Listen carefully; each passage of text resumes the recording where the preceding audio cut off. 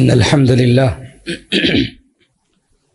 نحمده ونستعينه ونستغفره ونعوذ بالله من شرور أنفسنا ومن سيئات أعمالنا من يهده الله فلا مضل له ومن يضلل فلا هادي له وأشهد أن لا إله إلا الله وحده لا شريك له وأشهد أن محمدا عبده ورسوله أما بعد فإن خير الحديث كتاب الله وخير الهدي هدي محمد صلى الله عليه وسلم وشر الأمور محدثاتها وكل محدثة بدعة وكل بدعة ضلالة وكل ضلالة في النار.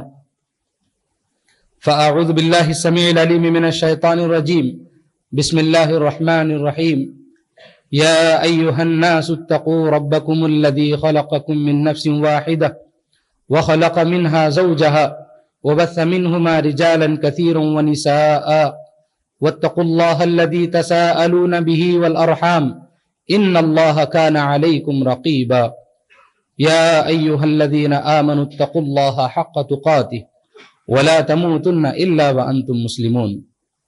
يا أيها الذين آمنوا اتقوا الله وقولوا قولا سديدا يصلح لكم أعمالكم ويغفر لكم ذنوبكم ومن يطع الله ورسوله فقد فاز فوزا عظيما. برادران اسلام، اسلامی ماں اور بہنوں، ساری تعریفیں، کبریائی، بزرگی، بڑائی، عز و شرف، جاہ و جلال صرف اس اللہ رب العالمین کے لیے لائق و زیبا ہے جس نے ساری مخلوقات کو پیدا کیا. اس کے بعد لاکھوں کروڑوں درود و سلام نازل ہو تمام انبیاء کرام پر، خصوصاً میرے اور آپ کے پیارے نبی محمد الرسول اللہ صلی اللہ علیہ وسلم پر، جن کی محنتوں اور کوششوں سے آج دین اسلام ہم تک پہنچا ہے. حضرات، میں آپ کے سامنے آج دو موضوعات لے کر کھڑا ہوں. آج کے میرے اس خطبے کے دو حصے ہیں. پہلا حصہ ہے عید الفطر سے متعلق، عید الفطر کے احکامات سے متعلق. ویسے آپ سب جانتے ہیں، لیکن مناسبت ہے عید کی.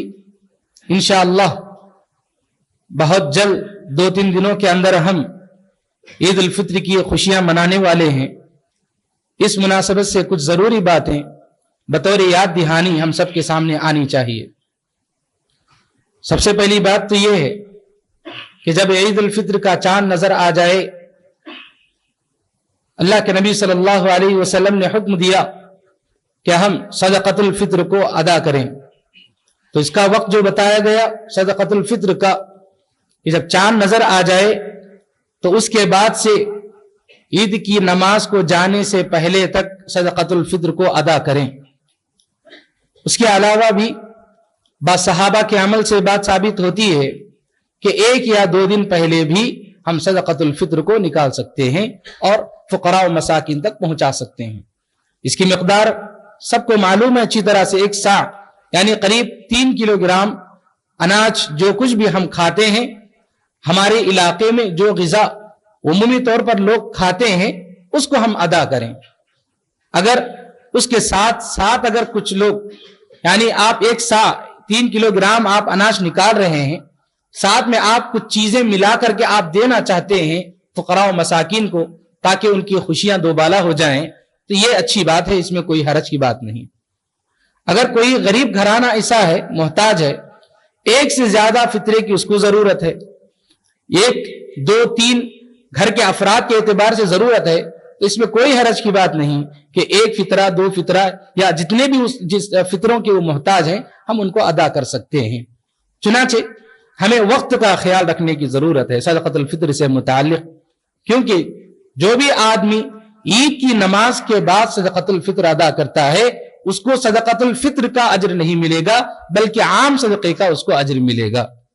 ہاں، اگر کسی آدمی کے پاس کوئی معقول عذر ہے، کوئی معقول وجہ ہے جس کی وجہ سے وہ وقت پر ادا نہیں کر پایا، کوئی خاص وجہ ہے، کوئی خاص عذر، کوئی آدمی جیسے مثال کے طور پر سفر پر تھا، وقت پر نہیں پہنچ پایا اور فقراء و مساکین تک وہ ادا نہیں کر پایا، تو یہ الگ بات ہے کہ اگر وہ اس صورت میں نماز کے بعد فوراً نکالتا ہے تو اہل علم نے کہا کہ انشاءاللہ اس کو اجر مل جائے گا کسی خاص عذر کی بنیاد پر، ورنہ کوئی خاص عذر نہیں ہے، خواہ مخواہ اگر تاخیر کر رہے ہیں، سستی اختیار کرتے ہوئے نماز کے بعد اگر ہم صدقۃ الفطر ادا کرتے ہیں تو ایسی صورت میں عام صدقے کا اس کا اجر ملے گا، صدقۃ الفطر کا نہیں۔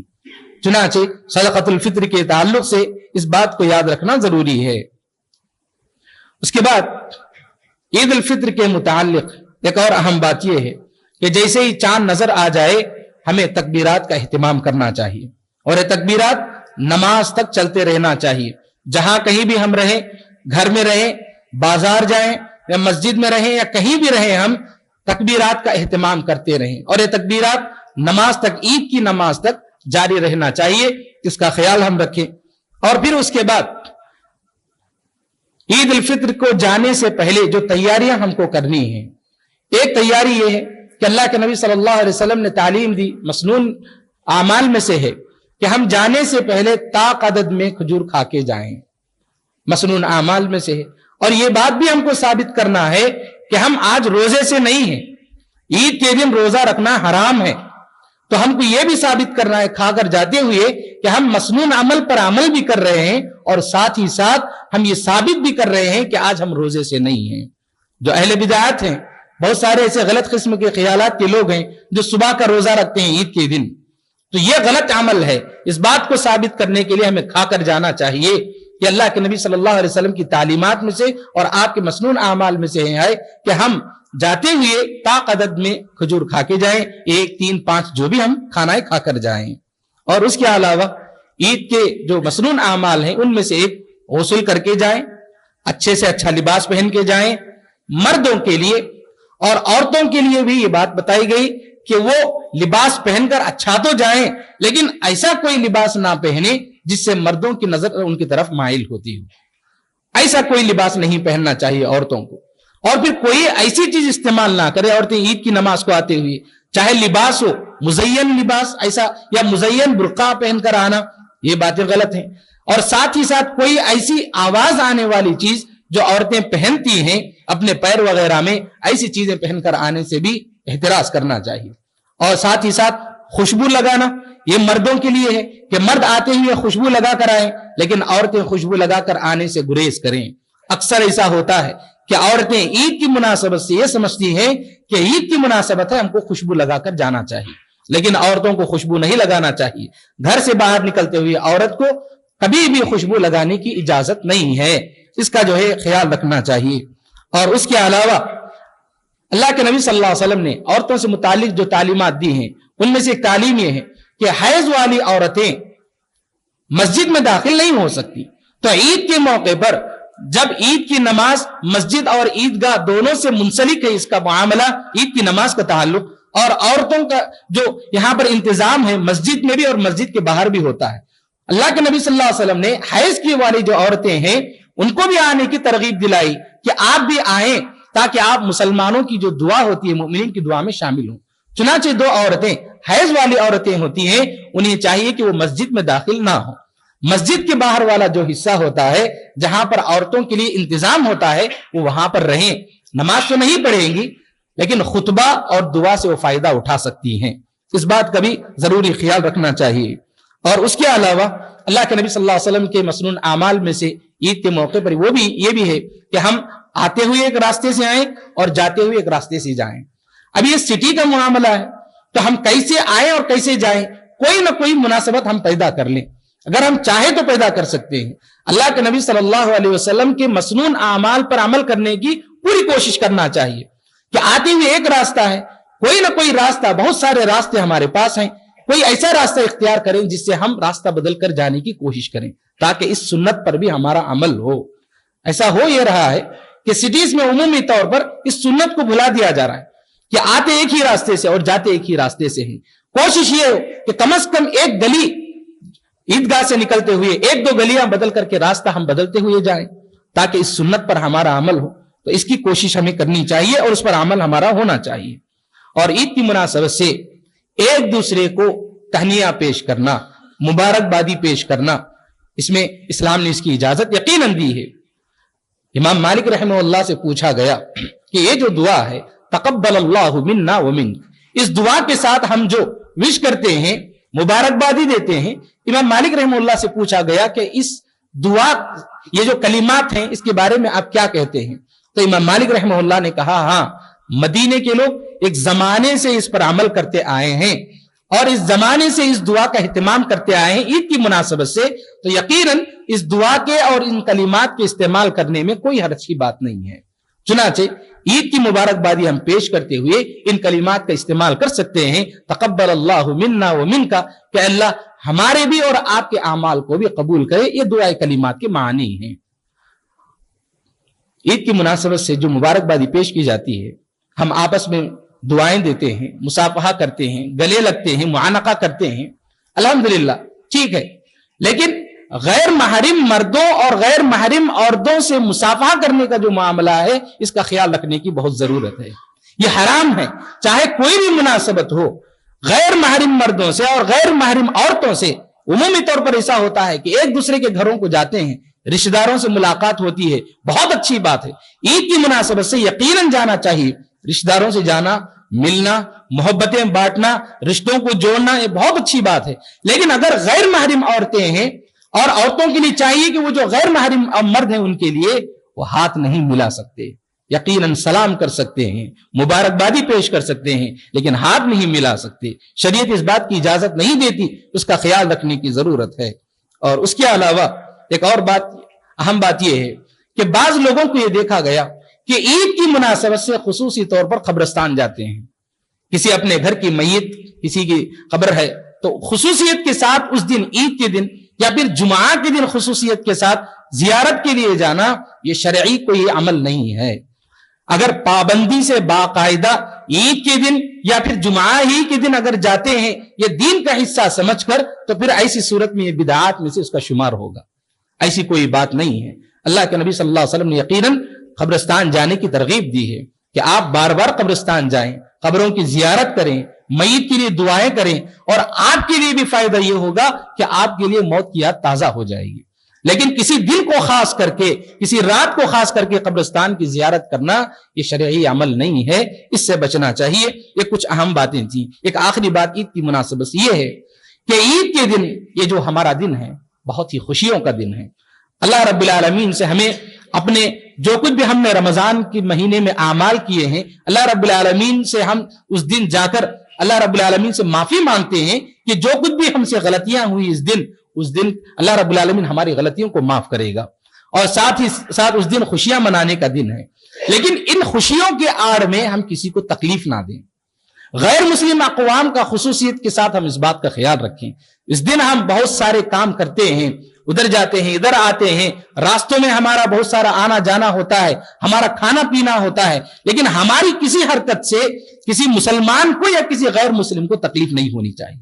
हमारे दीन और हमारी कौम की जानिब से कोई ऐसी हरकत नहीं होनी चाहिए। हमारा दीन बिल्कुल साफ है, बिल्कुल अच्छा दीन है, लेकिन दीन का नाम खराब नहीं होना चाहिए, कौम का नाम खराब नहीं होना चाहिए कि ईद आती है मुसलमान परेशान करते हैं, ऐसी बात कभी नहीं आनी चाहिए। अल्हम्दुलिल्लाह हम मुसलमान बहैसियत मुसलमान इसका पूरा एहतमाम करते हैं, लेकिन कहीं कहीं छोटी छोटी गलतियां हो जाती हैं, खासकर नौजवानों से बाइक राइडिंग वगैरह जैसी कुछ चीजें होती हैं जिसकी वजह से कौम का नाम बदनाम होता है। ऐसी सारी चीजें जिसकी वजह से दीन का नाम खराब हो या कौम का नाम खराब हो, इन सारे कामों से, इन सारे सिफात से बचने की जरूरत है। तो इस बात का खास ख्याल रखने की जरूरत है। ये ईद की मुनासबत से कुछ जरूरी बातें थी। अब मैं अपने खुतबा के दूसरा जो हिस्सा है कि रमजान का महीना अल्हम्दुलिल्लाह करीब है कि हम मुकम्मल करने जा रहे हैं, और ये रमजान का महीना 2-3 दिनों के अंदर अब हमसे चले जाएगा। अब ये मुहासबे का वक्त है कि हमने रमजान के महीने में क्या किया है, कौन सी चीजों को हमने खोया है और कौन सी चीजों को हमने पाया है। क्या हमारे अंदर कुछ तब्दीली है, क्या हमने अपने अंदर कुछ चेंज महसूस कर रहे हैं या नहीं। हर इंसान को तन्हा बैठकर अपना मुहासबा करने की जरूरत है। रमजान से पहले मेरी जिंदगी क्या थी, रमजान में मेरी जिंदगी में कुछ तब्दीली आई कि नहीं। यकीनन मुसलमानों में तब्दीली आती है, आप इस बात को जरूर महसूस करेंगे। अगर आप तन्हा बैठकर सोचेंगे तो इंशाअल्लाह हर मुसलमान के अंदर एक ऐसी तब्दीली होगी कि मुसलमान उस बात को महसूस करेगा। میں مثال کے طور پر کچھ باتیں آپ کے سامنے پیش کرنا چاہتا ہوں. رمضان سے پہلے ہر انسان کے اندر گناہ کی بڑی جرت ہوتی ہے. انسان اللہ رب العالمین سے ڈرے بغیر گناہ کرنے کے لیے آگے بڑھ جاتا ہے. لیکن رمضان کا مہینہ آتا ہے تو یہ جرت ہمارے اندر سے ختم ہو جاتی ہے. اللہ کا ڈر ہمارے اندر پیدا ہوتا ہے. اور یہی بات اللہ رب العالمین نے روزے کی مناسبت سے بتائی. یہ روزے کی وجہ سے یہ ڈر ہم کو ملتا ہے. یہ جو جرت ہے گناہ کرنے کی یہ ختم اس لیے ہوتی ہے کہ ہم روزہ رکھتے ہیں. اللہ رب العالمین نے فرمایا لعلکم تتقون، اگر آپ روزہ رکھتے ہیں تو آپ کے اندر تقوی پیدا ہوتا ہے. یہ جو جرت ہماری ختم ہوئی ہے یہ بہت بڑی بات ہے کہ اللہ رب العالمین کا ڈر ہمارے دلوں میں آ گیا ہے. اس کی وجہ سے ہم گناہ چھوڑ رہے ہیں. اور یہ جرت جو ختم ہوئی ہے اس کو باقی رکھنا ہے. اس کو رمضان کے بعد بھی جو مسلسل 11 مہینے جو ہیں اس کے اندر اس بات کو باقی رکھنا ہے اور تقوی کو اپنے اندر باقی رکھنا ہے کہ میں کسی بھی گناہ کے کرنے سے پہلے سوچوں کہ رمضان میں جس طرح سے میں گناہ سے بچتا تھا، چاہے وہ بڑا گناہ ہو، چھوٹا گناہ ہو، کسی بھی قسم کا گناہ ہو، انسان جرت نہ کرے، اس پر استقامت سے رہے، مداومت اختیار کرے. یہ بہت ہی اہم چیز ہے. اور اس کے علاوہ یہی بات نہیں، رمضان کے مہینے میں ہم ہر گناہ کو چھوڑتے رہے، یہاں تک کہ اللہ رب العالمین نے جن چیزوں کو حلال کیا ہمارے لیے ان چیزوں کو بھی ہم چھوڑتے ہیں. کھانا پانی جو حلال چیزیں ہیں، اللہ رب العالمین نے حکم دیا کہ آپ کھا نہیں سکتے، پی نہیں سکتے رمضان کے مہینے میں. اللہ کا ڈر اتنا آ جاتا ہے ہمارے دلوں میں، کوئی دیکھے یا نہ دیکھے ہم چھوڑ دیتے ہیں اس کو. یہی تو تقویٰ ہے. تقویٰ اسی کو کہتے ہیں کہ اللہ رب العالمین دیکھ رہا، کوئی نہیں، آپ کمرے میں اکیلے ہیں، اگر آپ کھا سکتے ہیں پی سکتے ہیں، کوئی دیکھنے والا نہیں، لیکن انسان کھاتا نہیں، مسلمان پیتا نہیں، کچھ اپنے آپ کو روکے رکھتا ہے. یہ اللہ رب العالمین کا ڈر ہے، یہ اللہ رب العالمین کا تقویٰ ہے. تو رمضان کے بعد جو حرام کردہ چیزیں ہیں ہم ان سے کیوں نہیں بچ سکتے؟ تو یہ تقویٰ ہمیں باقی رکھنے کی ضرورت ہے رمضان کے بعد بھی. صرف حلال حرام چیزوں کا مسئلہ نہیں، نفسانی خواہشات بھی ہمارے دلوں میں آتی ہیں تو رمضان کے مہینے میں ہم کچل دیتے ہیں. غلط خیالات کو بھی اپنے ذہن میں آنے نہیں دیتے. کوئی غلط خیال آتا ہے تو فوراً ہم اعوذ باللہ من الشیطان الرجیم پڑھ لیتے ہیں یا پھر اپنے کسی دوسرے کام میں مشغول ہو جاتے ہیں. یہ رمضان کی برکات میں سے ایک برکت ہے. چنانچہ اس جرات کو ہم نے جو ختم کیا ہے گناہ کرنے کی، اس کو باقی رکھنے کی ضرورت ہے. اللہ کے اس ڈر کو باقی رکھنے کی ضرورت ہے تاکہ ہمارا پورا سال اللہ رب العالمین کے تقوی کے ساتھ گزرے. اس بات کا خیال رکھنے کی ضرورت ہے. اور ایک اہم چیز، کس چیز کو ہم نے کھویا اس مہینے میں؟ زندگی کا جو عیش اور آرام ہے ہماری زندگیوں میں، بہت کچھ ہماری زندگیوں میں اللہ رب العالمین نے دیا. کھانے کی چیزیں دی، پینے کی چیزیں دی، بہت ساری چیزیں دی.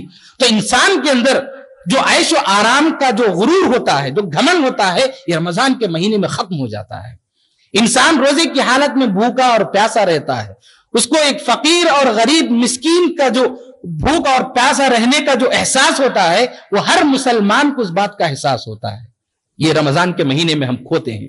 ہمارے عیش اور آرام کی زندگی کا جو غرور گھمنڈ ہوتا ہے یہ سب کچل جاتا ہے رمضان کے مہینے میں. اور پاتے ہیں کیا ہم؟ غریب کا احساس، ایک مسکین کا احساس، ایک فقیر کا احساس کہ اس کی زندگی میں جو تکلیف ہے اس بات کو ہم محسوس کر سکتے ہیں. اور اس کی وجہ سے ہم رمضان کے مہینے میں دل کھول کر اللہ کی راہ میں خرچ کرتے ہیں. اور اس کا یہ احساس ہمیں سال کے 11 مہینوں میں بھی چاہیے. سال کے 11 مہینوں میں بھی ہمارے دلوں میں یہ احساس ہونا چاہیے کہ چاہے اللہ رب العالمین نے مجھے جو بھی نعمتیں دی ہیں، لیکن میرے دل میں ایک غریب کے لیے، ایک فقیر کے لیے، ایک مسکین کے لیے درد ہونا چاہیے. اس کے بھوک اور پیاس کا جو احساس ہے وہ میرے دل میں آنا چاہیے. اس بات کا خیال رکھنے کی ضرورت ہے. اور اس کے علاوہ رمضان سے پہلے کے جو ایام ہوتے ہیں ان ایام میں ہمارے اندر بخل ہوتا ہے. صدقات و خیرات کے سلسلے میں صدقہ و خیرات کریں کہ نہیں کریں، کبھی کرتے ہیں کبھی نہیں کرتے ہیں، یہ بخل ہمارے اندر آ جاتا ہے. لیکن رمضان کے مہینے میں ہر انسان کے دل میں ہے خصوصیت کے ساتھ اللہ رب العالمین نے جنہیں دولت سے نوازا ہے، اور ہر آدمی جو 100 روپیہ بھی اگر دن میں کماتا ہے اس کے دل میں خواہش پیدا ہوتی ہے کہ میں رمضان کے مہینے میں کچھ نہ کچھ صدقہ و خیرات کروں. یہ بخیلی ختم ہو جاتی ہے، ہم کھو پاتے ہیں، اس کو کھو جاتے ہیں. رمضان کے مہینے میں انسان دل کھول دیتا ہے کہ اللہ رب العالمین کو میں راضی کروں، اللہ رب العالمین کو میں خوش کروں، میری چھوٹی سے چھوٹی عبادت سے بھی میں اللہ رب العالمین کو راضی کرنے کی کوشش کروں. یہ انسان کوشش کرتا ہے. ہم بخیلی کھو دیتے ہیں اس مہینے میں. اور جو سخاوت ہے اس سخاوت کو ہم اس مہینے میں پاتے ہیں. ایک بہت بڑی بات ہے. اور اس کے علاوہ اس مہینے میں ہم نمازوں کی پابندی کرتے ہیں. رمضان سے پہلے نمازوں کے معاملے میں ہم سے بڑی سستی ہوتی ہے، لیکن رمضان کا مہینہ آتا ہے تو ایک روزے دار باقاعدہ پابندی کے ساتھ وہ نماز میں حاضر رہتا ہے، ہر نماز میں حاضر رہتا ہے، جماعت کے ساتھ پڑھنے کی کوشش کرتا ہے، بلکہ یہ کوشش کرتا ہے ہر مسلمان کہ میں اگلی صفوں میں آ کر نماز کے لیے حاضر رہوں۔ ہم نے کیا کھویا؟ سستی کو کھویا نماز کے سلسلے میں۔ کیا پایا؟ وقت پر جماعت کے ساتھ اگلی صفوں میں حاضر رہ کر نماز پڑھوں، اس چیز کو ہم نے پایا، اس چیز کو باقی رکھنا ہے۔ رمضان آتا ہے اسی چیز کے لیے، ہماری تربیت کے لیے، تاکہ آپ آئندہ 11 مہینوں میں بھی اس چیز کو باقی رکھ سکیں۔ یہ رمضان کے بعد کے ایام میں بھی اس کا خیال رکھنے کی ضرورت ہے۔ رمضان کے مہینے میں ہم سنتوں کی بھی پابندی کرتے ہیں، سنتوں کا اہتمام کرتے ہیں۔ رمضان سے پہلے اور بعد کے ایام میں ہم فرض نمازوں ہی میں سستی اختیار کرتے ہیں، پہلے اور بعد کی سنتوں کا اہتمام نہیں ہوتا ہے، لیکن رمضان میں سنتوں کی پابندی کرتے ہیں۔ سنن رواتب کی کتنی فضیلت بتائی گئی ہے۔ اللہ کے نبی صلی اللہ علیہ وسلم نے فرمایا، جو بندہ ایک دن میں 12 رکعت سنن رواتب کا اہتمام کرتا ہے، فرض نماز سے پہلے اور بعد کی جو سنتیں ہیں اس کا اختیار کرتا ہے، اللہ رب العالمین نے اللہ کے نبی صلی اللہ علیہ وسلم نے فرمایا کہ قیامت کے دن اللہ رب العالمین اس کے لیے جنت میں گھر تیار کر کے رکھا۔ بہت بڑی بات ہے۔ تو چنانچہ سنن رواتب کا ہم نے اہتمام کیا، اور ساتھ ہی ساتھ نوافل کا ہم نے بڑی پابندی کے ساتھ اہتمام کیا۔ اور یہ نوافل رمضان کے مہینے میں ہم جو پڑھتے ہیں، رمضان کے بعد ختم نہیں ہونا چاہیے۔ تہجد کی جو نماز ہے، آپ اس کو کوئی بھی نام دیجئے، آپ تہجد کہیے، قیام اللیل کہیے، رات کی نماز کہیے، کوئی بھی نماز کہیے، رمضان کے بعد بھی اس نماز کا اہتمام کرنا ہے۔ صرف رمضان کی نماز نہیں ہے یہ نماز، رمضان کے بعد کے ایام میں زندگی بھر کی نماز ہے۔ جب بھی موقع ملے رات میں اٹھیں اور کچھ نہ کچھ رکعات آدمی اس کو پڑھنے کی کوشش کرے۔ چنانچہ ہم اس مہینے میں تربیت پاتے ہیں کہ رات کی نمازوں کا اہتمام کریں۔ چنانچہ میرے بھائیوں، ہم اس مہینے میں پوری لذت اٹھاتے ہیں قیام اللیل کا، راتوں کی نماز کی لذت اٹھاتے ہیں۔ بڑا مزہ ملتا ہے انسان کو راتوں کی نماز کو اس مہینے میں پڑھنے میں۔ اس لذت کو، اس خواہش کو، اس شوق کو رمضان کے بعد بھی باقی رکھنا ہے، صرف رمضان کے لیے نہیں ہے۔ تو فرض نمازوں کی پابندی، سنتوں کی پابندی، نوافل کی پابندی، اس کا خیال رکھنے کی ضرورت ہے رمضان کے بعد بھی۔ اور رمضان کے مہینے سے پہلے جھوٹ بولتے ہیں، گالیاں دیتے ہیں، برا بھلا کہتے ہیں، غیبت کرتے ہیں، کیا کیا کرتے ہیں۔ رمضان کا مہینہ آتا ہے تو روزے کی حالت میں ہم سب کچھ چھوڑ دیتے ہیں۔ یہ ہم سب کچھ ہم نے کھویا ہے۔ کیا کھویا ہے؟ جھوٹ ہم نے کھویا رمضان کے مہینے، غیبت کھویا اور گالیاں کھو دی، سب کچھ کھویا ہم نے۔ کیوں؟ کیونکہ ہمیں شریعت نے تعلیم دی ہے کہ اگر آپ روزے سے ہیں تو روزے کی حالت میں آپ جھوٹ نہیں بول سکتے، آپ کسی کی غیبت نہیں کر سکتے، آپ کسی پر الزام نہیں لگا سکتے، آپ کوئی گندی بات اپنی زبان سے نہیں نکال سکتے۔ اللہ کے نبی صلی اللہ علیہ وسلم نے فرمایا، من لم يدع قول الزور والعمل به فليس لله حاجة في ان يدع طعامه وشرابه، کہ جو آدمی جھوٹ بولنا نہیں چھوڑتا ہے روزے کی حالت میں تو اللہ رب العالمین کو ایسے آدمی کے بھوکا اور پیاسا رہنے کی کوئی ضرورت نہیں ہے۔ ہم سب کچھ چھوڑ دیتے ہیں اور اللہ رب العالمین کے لیے اپنی زبان کی حفاظت کرتے ہیں۔ یہ ٹریننگ ہے۔ بقیہ سارا جو 11 مہینے ہیں اس میں بھی ہم اپنی زبان کی حفاظت کریں۔ تو الحمدللہ اس مہینے میں ہم اپنی زبان کو ٹرین کرتے ہیں کہ اچھے کام کے لیے ہم استعمال کریں، اچھی بات کے لیے استعمال کریں۔ بقیہ سال کے 11 مہینوں میں بھی ہم ایسے ہی رہیں، زبان کی حفاظت کرتے ہوئے۔ اور اس مہینے میں ایک چیز ہم جو کھوتے ہیں وہ ہے نفرت، دشمنی، اور ایک دوسرے سے نفرتوں کا جو معاملہ ہے اس کو ہم کھوتے ہیں۔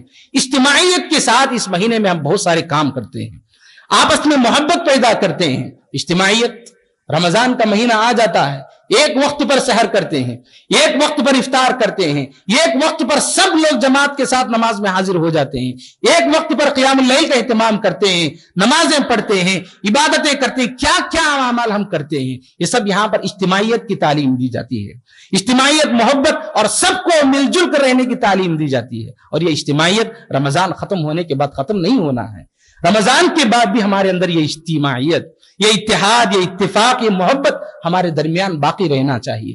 ایک مہینے کے لیے محبت نہیں آتی ہے، ایک مہینے کے لیے اجتماعیت نہیں آتی ہے، بلکہ پورا سال ہمارے درمیان یہ محبت، یہ اتحاد، یہ اتفاق، محبت کے ساتھ رہنا، دشمنیوں کو ختم کرنا، نفرتوں کو ختم کرنا، یہ تعلیم ہمیں دی گئی ہے۔ چنانچہ رمضان کے بعد بھی اس کا خیال رکھنا چاہیے۔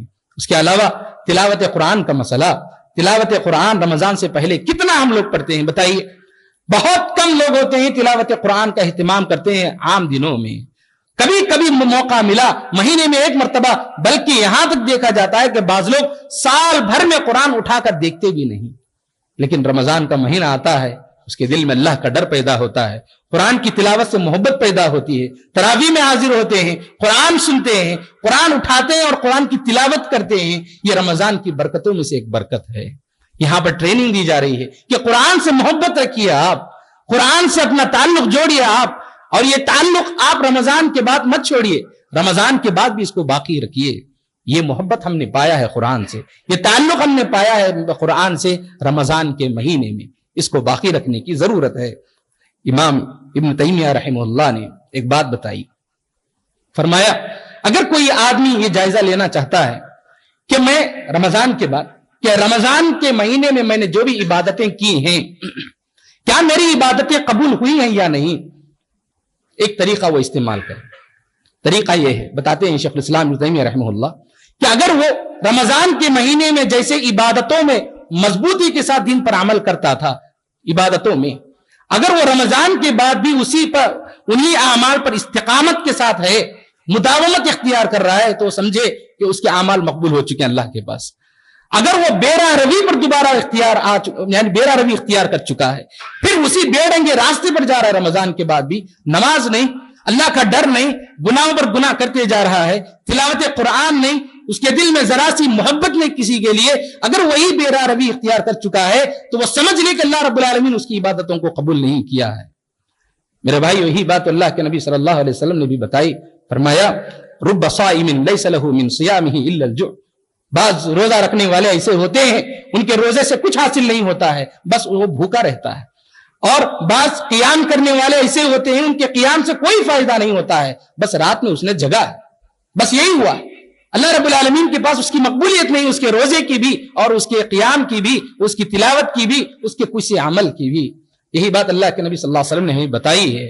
اللہ کو راضی کرنا ہے تو عمل میں استقامت بہت ضروری ہے، اسی لیے کہا گیا العمل القلیل خیر، یعنی یہ کہ جو چھوٹا عمل ہے اگر آپ اس کو مختصر ہی لیکن مداومت کے ساتھ اگر اختیار کرتے ہیں، استقامت کے ساتھ اختیار کرتے ہیں، بہت بڑا عمل آپ کچھ دن کے لیے کر کے چھوڑ دیے اس سے بہتر ہے جوش میں آ کر کسی مہینے میں بہت ساری عبادتیں کر دیے لیکن دوسرا مہینہ چھوڑ دیے، پھر تیسرا مہینہ چھوڑ دیے، کچھ دن عمل کر رہے ہیں اور کچھ دن چھوڑتے جا رہے ہیں۔ ایسا نہیں، شریعت میں آپ کوئی بھی فرائض کو چھوڑ دیجئے، فرائض تو کرنا ہی ہے ہمیشہ سے، اس میں کوئی جو آپشن نہیں ہے۔ بقیہ جو دوسرے اعمال ہیں اس میں اگر آپ مختصر کوئی کام کرتے ہیں لیکن اس کو مداومت کے ساتھ اگر اختیار کرتے ہیں تو ایسا عمل اللہ کے نزدیک بہت پسند ہے۔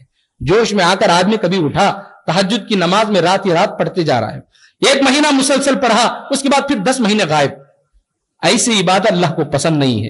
نفل روزہ رکھا کسی مہینے میں، مسلسل کئی روزے رکھا لیکن اس کے بعد پھر چھوڑ دیا، ایسی عبادت اللہ کو پسند نہیں۔ مختصر گرچہ ہو لیکن مداومت ہو اس پر، استقامت ہو اس عمل پر، ایسے عبادت، ایسا عمل اللہ رب العالمین کو پسند ہے۔ چنانچہ یہ کچھ باتیں تھیں میں نے جو آپ کے سامنے پیش کی کہ رمضان کے مہینے میں ہم نے بہت ساری غلط چیزوں کو قربان کیا، ہر وہ کام میرے رب کو ناراض کرتا ہے ہم نے ان کاموں کو چھوڑ دیا اس مہینے میں، اور ہر وہ کام جس سے میرا رب راضی ہوتا ہے ہم نے اس کاموں کو اختیار کیا اس مہینے میں۔ اس مہینے کے بعد بھی اس پر استقامت کی ضرورت ہے، مداومت اختیار کرنے کی ضرورت ہے۔ انسان کو موت تک، جب تک آخری سانس اس کی چلے گی، یہی عمل اس کو اختیار کرنے کی ضرورت ہے، ورنہ وقتی مسلمان بن کر ہم نہ رہیں، ہمیشہ ہمیشہ کے لیے ہم اعمال کرتے رہیں۔ رب العالمین سے دعا ہے کہ اللہ تعالی ہم سب کو دین پر ثابت قدم رہنے کی توفیق نصیب فرمائے۔ رب العالمین ہم جو بھی عبادتیں کر رہے ہیں، نیکیاں کر رہے ہیں، اللہ ہمارے اعمال کو قبول فرما۔ رب العالمین ہمارے گناہوں کو معاف فرما۔ رب العالمین ہم سے چھوٹی بڑی جو بھی غلطیاں ہو رہی ہیں اللہ تیری رحمت سے اللہ ہمیں معاف فرما۔ رب العالمین ہم میں سے جو پریشان حال ہیں اللہ سب کی پریشانیوں کو دور فرما۔ رب العالمین جو بیمار ہیں اللہ انہیں شفائے کاملہ اور عاجلہ عطا فرما۔ رب العالمین جن کے گھروں میں جو بھی پریشانیاں ہیں اللہ سب کی پریشانیوں کو دور فرما۔ رب العالمین جب تک ہمیں دنیا میں زندگی دے کتاب و سنت کے مطابق زندگی گزارنے کی توفیق نصیب فرما، جب موت آئے خاتمہ بالخیر فرما۔ آمین واخر دعوانا الحمدللہ رب العالمین۔ ربنا تقبل منا انک انت السمیع العلیم وتب علینا انک انت التواب الرحیم برحمتک یا ارحم الراحمین والحمدللہ رب العالمین۔